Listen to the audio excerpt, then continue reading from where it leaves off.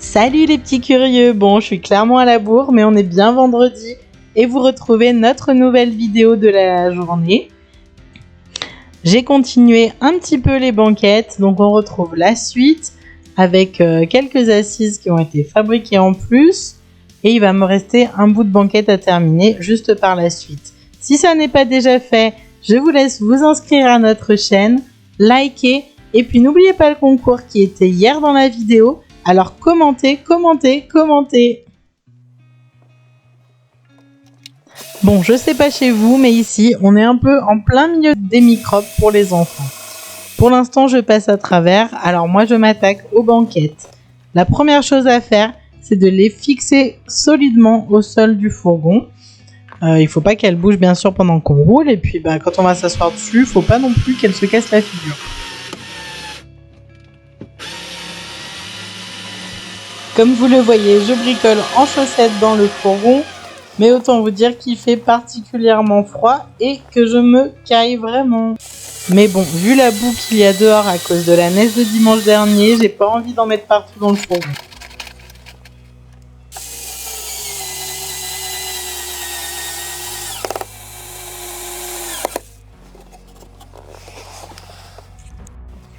Une fois les ossatures bien fixées dans le sol, je m'attaque aux assises. Certaines étaient déjà faites, mais d'autres non. J'ajuste par rapport aux petits obstacles qu'on peut trouver dans le fourgon et je redécoupe des petits morceaux.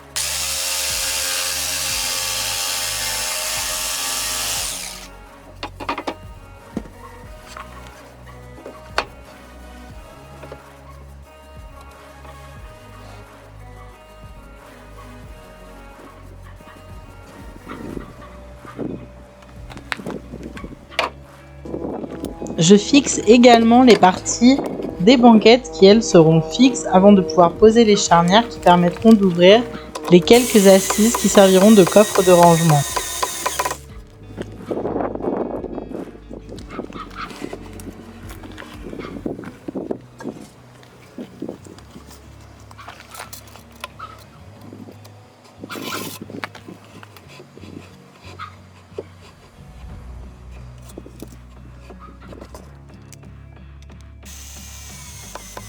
Bon, comme vous le voyez, cette semaine a été bien remplie niveau bricolage. Malheureusement, je ne suis pas arrivée au bout totalement de ce que j'aurais aimé faire.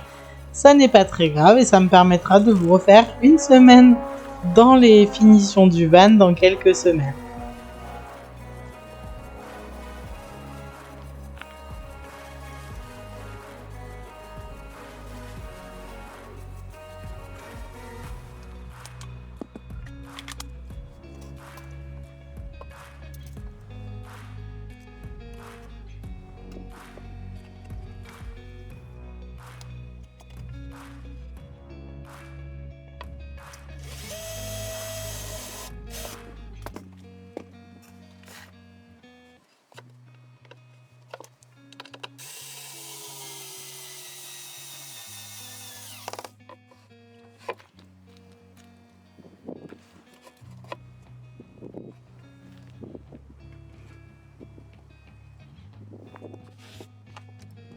Il y a vraiment plein de petites découpes à faire, alors c'est vraiment beaucoup de boulot de tout ajuster pour que tout soit nickel après.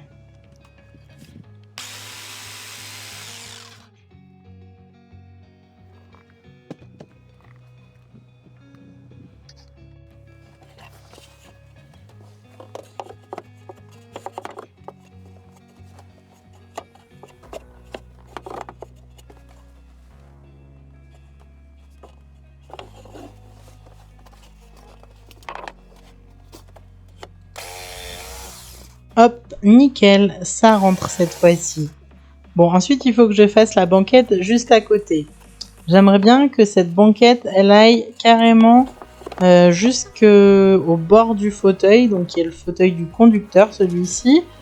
En même temps, il faut que je fasse attention quand même parce qu'il faut pouvoir reculer le siège conducteur si quelqu'un de plus grand prend place dans le fourgon. Donc voilà, on va calculer tout ça. Et puis on va ajuster la planche. Alors cette planche là que j'ai déjà mise, j'ai pas pu la faire plus longue parce que je me sers de chute que j'ai aussi à la maison. J'évite de racheter à chaque fois du bois. Donc du coup là je vais tracer la nouvelle découpe pour la banquette d'à côté en faisant en sorte que on ait une partie dans la continuité de l'assise que je viens de faire là.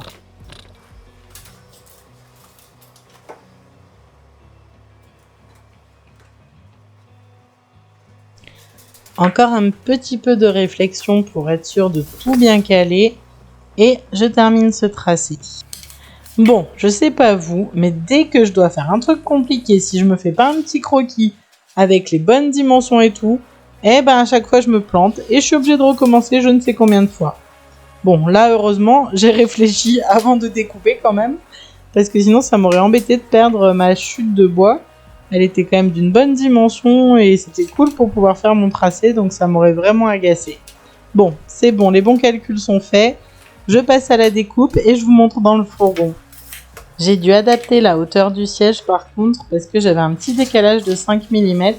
Je ne m'étais pas rendu compte que je m'étais pas servi de la même dimension de tasseau. J'avais des tasseaux qui devaient être en 18 mm et d'autres en 22 et du coup je me suis retrouvée avec un décalage tout bête. Bon, c'est pas très grave, je l'ai comblé. Ça m'a permis de réfléchir aussi à comment on allait accéder au coffre sous ces banquettes. Est-ce qu'on y accède par le dessus? Est-ce qu'on y accède par le côté? Donc je pense qu'il va y avoir un petit mix de tout ça en fonction de ce qu'on va mettre à l'intérieur aussi. Donc celle qu'on voit en premier plan, elle s'ouvrira avec une charnière, donc comme un coffre classique. Et puis je pense que les deux autres au fond resteront en assise fixe et on accédera plutôt sur les côtés ou devant pour pouvoir aller chercher les affaires dedans. Je pense que ce sera des caisses au fond pour les livres des enfants et les jouets des enfants et au moins ils pourront y accéder direct sans se pincer les doigts dans le coffre. Bon, voilà ce que ça devrait donner au final. Il faudra que j'ajuste les rideaux en faisant l'ourlet un peu plus court. Alors je sais pas si je vais raccourcir le rideau ou si je vais faire en sorte en fait que l'excédent là de tissu qu'on voit dans la longueur fasse une sorte de poche qui permette de mettre des petites choses dedans, notamment le soir venir mettre un bouquin, une paire de lunettes, enfin voilà, des petites choses ou des petits livres pour les enfants le soir venu. Voilà, à réfléchir et ce sera pour une prochaine vidéo.